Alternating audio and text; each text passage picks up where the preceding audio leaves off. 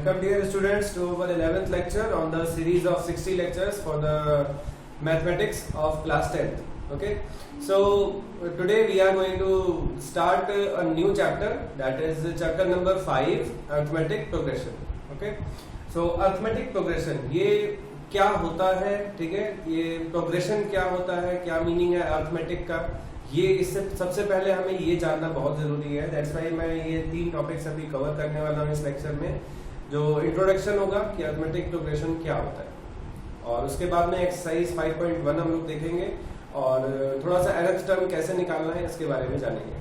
ठीक है, तो इंट्रोडक्शन के लिए जब कोई भी सीक्वेंस हम किसी भी नंबर्स का लिख रहे होते हैं, ठीक है, जैसे हम कोई भी सीक्वेंस लिखें, suppose we are writing 3, 8, 15 and 20 and 9, so ये हम इसको सीरीज कह सकते हैं. ठीक है, तो सीरीज हो सकता है जिसमें कोई भी रिलेशनशिप हो सकता है कि उसके स्क्वायर्स लिखे जा रहे हो. सपोज ऐसे लिखा जाए कि 3, 9 and 27, इस तरीके से ये सीरीज लिखी जा रही है. और ऐसे लिखा जा सकता है कि हम लोग एक ऐड करके लिख रहे हो 3 + 0, ओके 10, ये एक सीरीज लिख सकते हैं. ऐसे 28 एक सीरीज लिख सकते हैं. ठीक है, तो इस सीरीज में एक पर्टिकुलर रिलेशनशिप तो है, लेकिन जरूरी नहीं है कि वो एक लीनियर रिलेशनशिप हो. ठीक है, कोई भी रिलेशनशिप हो सकता है. यदि हम यहाँ पे देखें तो क्या हो रहा है, स्क्वायर हो रहा है.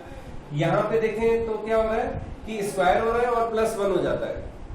ठीक है, तो यहाँ पे ये कोई जरूरी नहीं है कि कोई एक सिमिलर पैटर्न हो जो आगे बढ़ता जा रहा है. तो इसको हम क्या कह सकते हैं, किसी भी सेट को जो नंबर्स लिखे हुए हैं उसको हम एक सीरीज कह सकते हैं. ठीक है, कि वो एक सीरीज लिखी हुई है. लेकिन जब ये सीरीज, तो हमारा जो चैप्टर है उसका नाम है अर्थमेटिक सीरीज नहीं है, अर्थमेटिक प्रोग्रेशन. ठीक है, तो वाई प्रोग्रेशन यूज किया गया. तो प्रोग्रेशन इसलिए यूज किया जाता है कि प्रोग्रेशन में एक लीनियर इंक्रीमेंट होता है. ठीक है, प्रोग्रेस होती है कि लीनियर प्रोग्रेशन आना चाहिए, लीनियर प्रोग्रेस आनी चाहिए. जैसे कि हमने यदि कोई टर्म लिखा, सपोज 3 पहला टर्म लिखा, ठीक है, तो दूसरा टर्म हमने सपोज ले लिया 5, ठीक, तो फिर अगला टर्म 7 होना चाहिए, जिसका बीच का जो डिफरेंस है दैट इज कॉमन. ओके, सो इसी तरीके से यदि हम ये यहाँ पे हम सब्ट्रैक्शन और एडिशन की बात कर रहे हैं कि यहाँ पे 2 ऐड किया गया है, तो इसको हम कह देंगे अर्थमेटिक प्रोग्रेशन. ठीक है, जहां पे ऐड किया गया, जहां पे एक कॉमन डिफरेंस है. ठीक है, ये डिफरेंस की जहां पे बात की गई है. यदि इस तरीके से एक प्रोग्रेसिव सीरीज बनती जा रही है जो हमें दिख रही है यहाँ पे, ठीक है, तो इसको हम कहेंगे दैट कि ये एक अर्थमेटिक प्रोग्रेशन है. और जैसे मान लीजिए कि हम यदि कोई एक पर्टिकुलर एक ही चीज मल्टीप्लाई करते चले जाएं सारे टर्म्स में, जैसे हम क्या करें कि 3 को 2 से मल्टीप्लाई करें. ओके, तो 6 आ गया, आप 6 को 2 से मल्टीप्लाई करें तो 12 आ गया, 12 को 2 से मल्टीप्लाई करें 24 आ गया. ठीक, तो इस तरीके से देखें. ठीक, तो ये क्या है, ये हमारा एक अलग तरीके का प्रोग्रेशन है जिसमें हम कॉमन रेशियोज लेकर के चल रहे हैं. ठीक है, तो ये होता है हमारा ज्योमेट्रिक प्रोग्रेशन, जो आप लोग अभी बाद में नेक्स्ट क्लास में 11th क्लास में पढ़ोगे. ठीक है, तो ये ज्योमेट्रिक प्रोग्रेशन है, जीपी कहते हैं इसको. ठीक, तो ये अभी हमारे सिलेबस में नहीं है. हमारे सिलेबस में सिर्फ क्या है अभी, अर्थमेटिक प्रोग्रेशन. सो अर्थमेटिक प्रोग्रेशन क्या हुआ, उससे पहले प्रोग्रेशन क्या हुआ. प्रोग्रेशन इज दैट थिंग कि उसमें एक पर्टिकुलर रिलेशनशिप होना चाहिए 2 टर्म्स के बीच में. 2 प्रीसीडिंग टर्म जो है उसका रिलेशनशिप जो है उसके पिछले टर्म के साथ, वही उसका रिलेशनशिप अगले टर्म के साथ भी होना चाहिए. ठीक है, यदि हमारा वो रिलेशनशिप मेंटेन नहीं है तो वो प्रोग्रेशन के टर्म्स में नहीं आएगा. ठीक है, फिर वो सीरीज हो सकती है लेकिन वो प्रोग्रेशन नहीं होगा. ठीक, जैसे कि बुक में बहुत अच्छा एग्जाम्पल लेके समझाया भी गया है, that is example of ladder.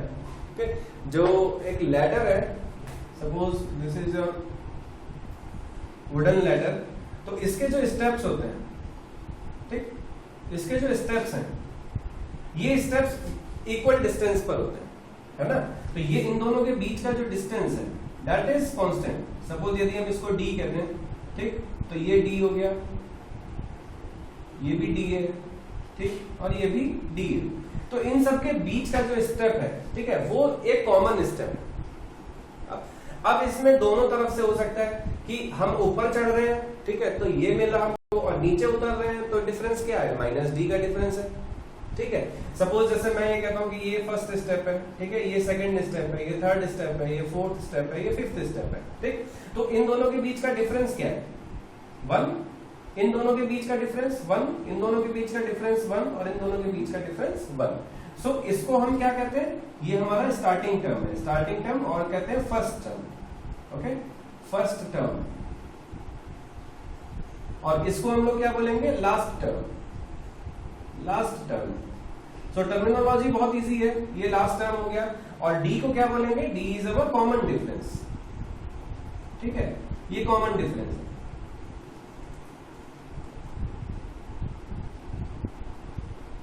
सो ठीक है, फर्स्ट टर्म को हम ए से डिनोट करते हैं, ए से डिनोट करते हैं, इस टर्म को एन से डिनोट करते हैं, ठीक है, और कॉमन डिफरेंस को हम डी से डिनोट करते हैं। तो इस तरीके से हमारे जो प्रोग्रेशन है, अरिथमेटिक प्रोग्रेशन, उसको लिखा जा सकता है। तो ये एक बहुत अच्छा एग्जांपल है समझने के लिए अरिथमेटिक प्रोग्रेशन को, कि सेम डिस्टेंस पर अगला स्टेप आना चाहिए, अगला टर्म जो है वो सेम डिस्टेंस पे आना चाहिए। सेम डिस्टेंस पे आने का मतलब क्या है कि दोनों के बीच का जो डिफरेंस है, जो दोनों के बीच का डिस्टेंस का जो डिफरेंस है वो एक ही है, ठीक। तो यदि इसको हम एक जनरलाइज्ड वे में अब लिखना चाहें या फिर बोलना चाहें कि क्या डेफिनेशन होगी इसकी, ठीक है, तो वो डेफिनेशन देख लेते हैं। Arithmetic progression is a list of numbers, okay. So AP is a list of numbers, okay. AP is a list of numbers in which each term is obtained by adding, in which each term is obtained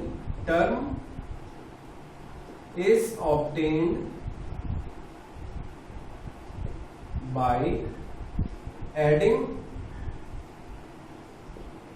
a common number, adding a fixed number, okay, adding a fixed number। ये आपके book में भी definition ये दी हुई है, मैं वही definition exactly वही डेफिनेशन बता रहा हूं आपको कि AP is a list of numbers in which the terms are obtained by adding a fixed number to its preceding number, okay, preceding number। so that fixed number जो भी आपको fixed number है जिसको कि आप ऐड कर रहे हो किसी टर्म में, ठीक है, तो उस फिक्स्ड नंबर को हम क्या कहते हैं, कॉमन डिफरेंस। और जहां से सीरीज शुरू होती है उसको फर्स्ट टर्म कहते हैं, और जहां पे सीरीज एंड हो रही होती है उसको हम लास्ट टर्म कहते हैं। तो इसको यदि जनरली लिखा जाए तो हम इस तरीके से लिख सकते हैं। सपोज पहला टर्म हमने ए मान लिया, ठीक। अब इसमें एक कॉमन नंबर है जिसको हमें जोड़ना है, वो उसका क्या नाम, उसको क्या कहते हैं, डी। तो इसको लिख सकते हैं ए प्लस डी। अगला नंबर क्या लिखेंगे, A plus D plus D, okay. So ये क्या हो जाएगा, ए प्लस 2d। सो यदि सीरीज लिखना चाहें तो ऐसे लिख सकते हैं, A plus d and a plus 2d, ठीक है। और इसके बाद में a plus 3d, d plus d plus d, okay. So ये हो गया 3d। इसके बाद आप जोड़ते जा सकते हो इसको नंबर को, ठीक। तो ये आपका एक नोटेशन हो गया कि एक अरिथमेटिक प्रोग्रेशन को कैसे आपको डिनोट करना है, ठीक। तो ये समझ गए आप लोग, ये स्टार्टिंग टर्म हो गया, और जो लास्ट टर्म मिलेगा वो हो गया। अब यहाँ पर देखो एक बहुत इजी बात है जो समझने वाली है, वो ये हो सकती है कि सपोज अब हम लेटर पे ऊपर जा रहे थे, ठीक है, तो हमें ये दिख रहा था, यदि हम ये काम करें कि लेडर पे हमें नीचे आना है, ठीक है, तो 5 क्या होगा, 5 हमारा फर्स्ट टर्म हो जाएगा इन दैट केस, ठीक है। तो फर्स्ट टर्म यदि 5 है और फिर हमें एक नीचे स्टेप आ रहे हैं, 4 लेके आ रहे हैं, तो कैसे आएगा, -1 करने पर, ठीक है। तो वहां पे डी की जो वैल्यू है वो माइनस में चलेगी, ठीक। तो यहां से एक चीज बड़ी अच्छी पता चलती है, जो एक नोट करने वाली चीज भी है, वो एक आप लोग नोट कर लीजिए उस चीज को और याद रखिएगा, बहुत इंपॉर्टेंट है, क्वेश्चंस करने के बहुत काम आएगी। वो ये है कि जो कॉमन डिफरेंस है d is a rational number, ठीक है। तो रैशनल नंबर है तो इसका क्या मतलब है, रैशनल नंबर मतलब वो फ्रैक्शन में भी हो सकता है, ठीक है। जरूरी नहीं है कि हम 1 ही ऐड करें, जरूरी नहीं है कि हम एक होल नंबर या फिर एक इंटीजर ही ऐड करें, हम फ्रैक्शन भी ऐड कर सकते हैं, ठीक है। जैसे हमें क्या मिला, हमें सपोज पहला टर्म हम 1 ले लेते हैं, 1 में 1/2 ऐड कर दें तो 1 प्लस 1/2 कितना हो जाएगा 3/2। ठीक है, अगला टर्म क्या हो गया, फिर 1/2 ऐड कर दिया, ठीक, 4/2 दैट इज 2, फिर 2.5 दैट इज 5/2। तो ये भी तो एक अरिथमेटिक प्रोग्रेशन है जिसका कि कॉमन डिफरेंस क्या आ रहा है, कॉमन डिफरेंस 1/2 आ रहा है। ठीक है, फर्स्ट टर्म 1 है और लास्ट टर्म यदि हम कहें ये सीरीज 4 टर्म्स की है तो लास्ट टर्म 5/2 है। ठीक है, तो ये भी एक सीरीज, ये भी एक अरिथमेटिक प्रोग्रेशन है जिसमें कि d की वैल्यू एक रेशनल नंबर है। और दूसरी चीज यहाँ पर जो बहुत इंपॉर्टेंट है जानने वाली वो ये है बच्चों कि आपको नंबर ऑफ टर्म्स की बात यदि करी जाए, ठीक है, number of terms means n की वैल्यू, जो ये nth टर्म है, ठीक है, nth टर्म, लास्ट टर्म जो है an लिखा होता है हमने, ठीक है, जो nth टर्म है n की वैल्यू एक इंटीजर ही होगी या फिर एक होल नंबर हो सकती है। ठीक है, so maximum possibility is that कि n will be whole number. और n क्या है, n अभी तक हमने कहीं यूज नहीं किया है, n क्या है, नंबर ऑफ टर्म्स, जो टर्म है, ठीक है, ये फर्स्ट टर्म, ये सेकंड टर्म, ये थर्ड टर्म, ये फोर्थ टर्म, तो यहाँ पे n की वैल्यू क्या है 0, यहाँ पे n की वैल्यू क्या है, सॉरी यहाँ पे n की वैल्यू 1 है, ठीक, यहाँ पे n की वैल्यू क्या है 2, यहाँ पे n की वैल्यू 3, यहाँ पे n की वैल्यू 4। ठीक है, तो n की वैल्यू क्या है, n एक होल नंबर हो रहा है जो 1 2 3 4 से शुरू हो रहा है। ठीक है, तो एक होल नंबर की बजाय हमें यहाँ पे और अच्छे से लिखना चाहिए that should be a positive integer, क्योंकि ये हमेशा 1 से ही शुरू होगा। ठीक है, तो 1 से ही शुरू होगा, तो n जो है हमारा एक पॉजिटिव इंटीजर होना चाहिए हमेशा। यदि पॉजिटिव इंटीजर नहीं आ रहा है, यदि कोई माइनस में वैल्यू आ जाती है n की या फिर उसकी वैल्यू फ्रैक्शन में आ रही है, ठीक है, तो फिर वो वैल्यू वैलिड वैल्यू नहीं है, वो आप उस वैल्यू को डिस्कार्ड कर देंगे। तो ये अभी बाद में क्वेश्चन करने के टाइम पे ये सारी चीजें बहुत क्लियर हो जाएंगी। अभी हो सकता है थोड़ा सा टफ लग रहा हो, लेकिन ये बाद में अभी हम क्वेश्चन करेंगे तो इजी हो जाएगा। और एक और बात बता दूं मैं आपको कि ये आपका सबसे इजी चैप्टर है पूरी बुक का। ठीक है, तो ये चैप्टर आपको जरूर समझ में आना चाहिए और इसके क्वेश्चंस भी बहुत इजी हैं। ठीक, तो अभी कॉन्सेप्ट यहाँ पे पार्ट पूरा हो जाता है। अभी हम लोग कुछ क्वेश्चंस देख लेते हैं एक्सरसाइज 5.1 के। तो इसमें सबसे पहला क्वेश्चन है, in which the following situation does not list a number involved make an arithmetic progression and why. So exercise 5.1 में जो बच्चों क्वेश्चंस हैं, ये सारे क्वेश्चंस सिर्फ आपके कॉन्सेप्ट पर है कि आपका अरिथमेटिक प्रोग्रेशन का जो कॉन्सेप्ट है वो क्लियर हुआ या नहीं हुआ। इसमें कोई ऐसा क्वेश्चन नहीं है जो बहुत ज्यादा सॉल्यूशन करना हो, जिसमें बस आपको क्या करना है, कुछ चीजें दी हुई हैं और ये बताना है कि ये अरिथमेटिक प्रोग्रेशन होगा या नहीं होगा। ठीक है, तो आपको सिर्फ एक चीज याद रखनी है इस एक्सरसाइज को सॉल्व करने के लिए कि अरिथमेटिक प्रोग्रेशन क्या होता है। ठीक है, अरिथमेटिक प्रोग्रेशन एक ऐसा प्रोग्रेशन है, एक ऐसी सीरीज है जिसमें अगला टर्म पिछले टर्म में कुछ जोड़ के लिख दिया जाता है। ठीक है, अगला टर्म पिछले टर्म में कुछ जोड़ के लिख दिया जाता है, बस ये सिंपल सी चीज है। a plus D, a plus 2d, a plus 3d, a plus 5d, इस तरीके से सारे टर्म्स लिख दिए जाएंगे। तो पहला क्वेश्चन आई होप आप लोग पढ़ना, लैंग्वेज में आपको समझ में आ जाएगा। The cost of digging a well after every metre of digging when it cost ₹150 for first meter rises ₹50 for each subsequent meter. Okay, so in which following situation does the list of numbers involved make an arithmetic progression? So ये देखो आप question number 1 का third part जो है, question number 1 third part, ठीक, आप देखना है इसको क्वेश्चन को। The cost of digging a well after every metre of digging. ठीक है, suppose we are digging a well, ठीक, तो यहाँ पे जब हम शुरू करते हैं तो उसकी कॉस्ट हमें दी हुई है जब 1 मीटर हो जाता है। ठीक है, जब 1 मीटर हो जाता है, फिर उसके बाद में उसकी कॉस्ट दी हुई है। ठीक है, जब 1 मीटर हो जाता है तो उसकी कॉस्ट फर्स्ट मीटर में फॉर फर्स्ट मीटर। ठीक है, इसके लिए 150 रुपीज है, इसके लिए 150 रुपीज सेकेंड मीटर के लिए। ठीक है, जो इसमें कॉस्ट दी हुई है वो कितनी दी है, 50 रुपीज इंक्रीज हो जाती है। ठीक है, तो ये 200 रुपये हो जाती है।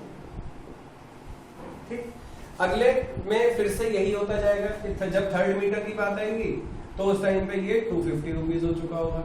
ठीक, तो आपको दिख रहा है बच्चों, इसकी यदि हम कॉस्ट पे बात करें तो कॉस्ट एक एपी बना रहा है, अरिथमेटिक प्रोग्रेशन है, जिसका डिफरेंस कितना आ रहा है, difference is 50।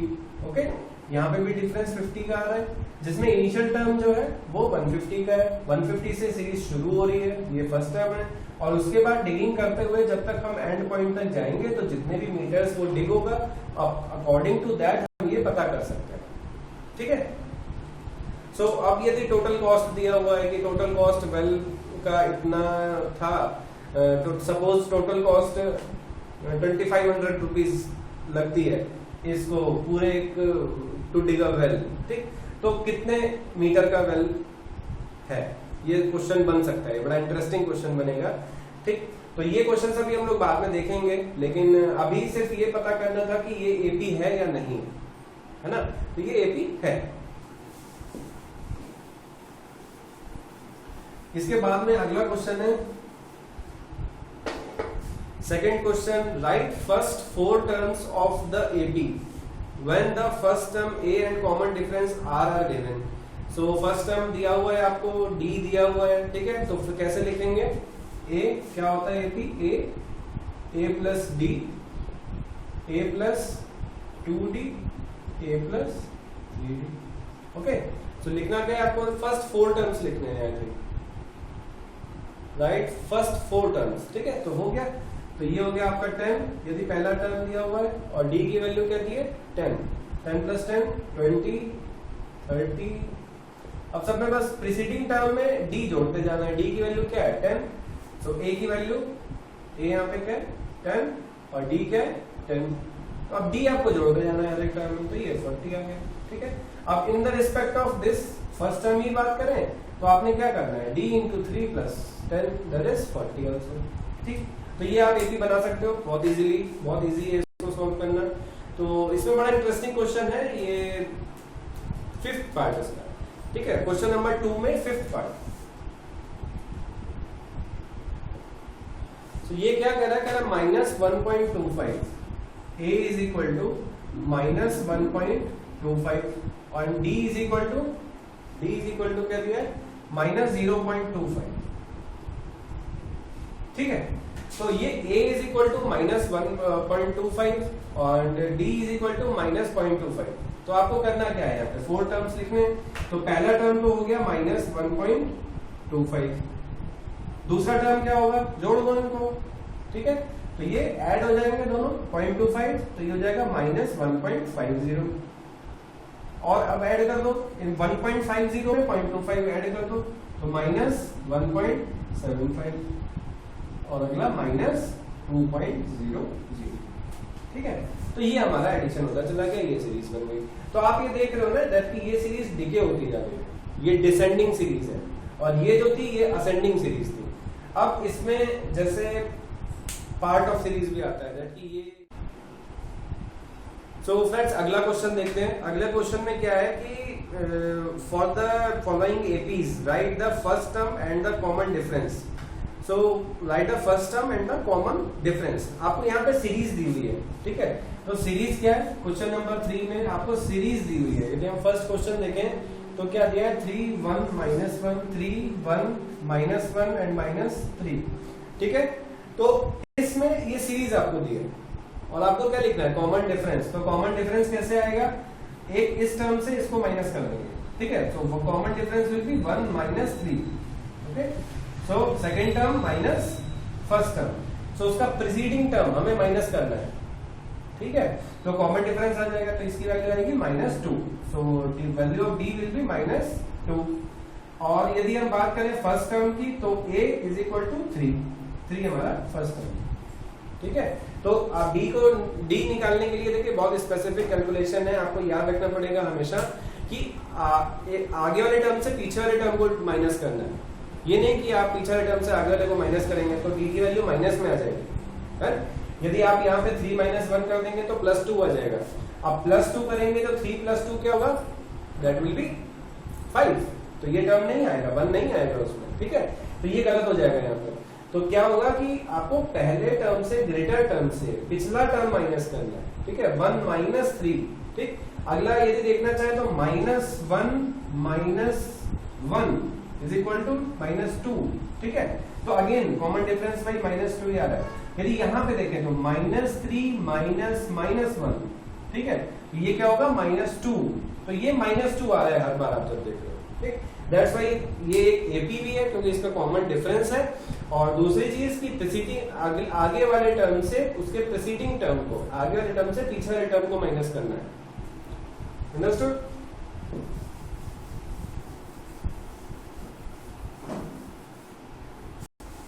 So I hope यहाँ पे सारे क्वेश्चंस अभी हम लोगों के पूरे हो जाते हैं। Which of the following APs if they form AP and common difference D is. So यहाँ पे कंडीशनल है कि ये एपी है या नहीं है, ठीक है। और दूसरी चीज यहाँ पे आप देख रहे हो कई सारे पार्ट्स ऐसे हैं जिसमें कि इरेशनल नंबर्स हैं, इरेशनल नंबर्स हैं। तो इरेशनल नंबर्स क्या कर रहे हैं कि इरेशनल नंबर को आपको नहीं वो करना है। इरेशनल नंबर्स आपके उसमें कुछ भी ऐड करोगे तो वो इरेशनल ही नंबर आएगा, ठीक है। तो वो आपका एपी नहीं होगा।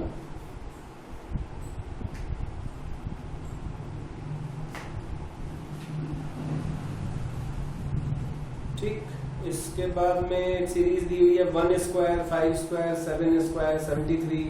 ये भी एपी नहीं होगा क्योंकि इसमें स्क्वायर होता जा रहा है तो कोई कॉमन डिफरेंस नहीं मिलेगा आपको। फिर √3 √6 √9 ये सब भी नहीं होंगे। इसके बाद A square A cube A to the power 4 ये भी नहीं होगा। ये सब जो है ये मल्टीप्लीकेशन हो रहे हैं। तो आप यहाँ पे देख रहे हो, लेकिन एक आपको दिया हुआ है, देखो a 2a 3a 4a, ठीक है, 10th पार्ट है इसका। तो ये एक एपी हो सकती है क्योंकि a 2a 3a 4a, ठीक है। यदि इसमें देखो तो आप पहला टर्म a है, इन दोनों का डिफरेंस क्या है a, ठीक है। इन दोनों का डिफरेंस क्या है 3a - 2a a, इन दोनों का डिफरेंस क्या है 4a - a, ठीक है। तो आप a जोड़ते जा रहे हो हर बार, तो ये एक एपी है। लेकिन इसके अलावा जो अंडर रूट में लिखे हुए हैं a स्क्वायर लिखा हुआ है वो सब एपी नहीं है, ठीक है। तो ओके स्टूडेंट्स, यहीं पे इसको अभी रोकते हैं। एक्सरसाइज 5.1 के सभी क्वेश्चंस हम लोगों ने डिस्कस कर लिए हैं। होप आप लोग उसको कंप्लीट करो और उसके बाद में फिर exercise 5.2 with the nth term of an AP, how to find that nth term, वो हम लोग अगले लेक्चर में डिस्कस करेंगे। Thank you.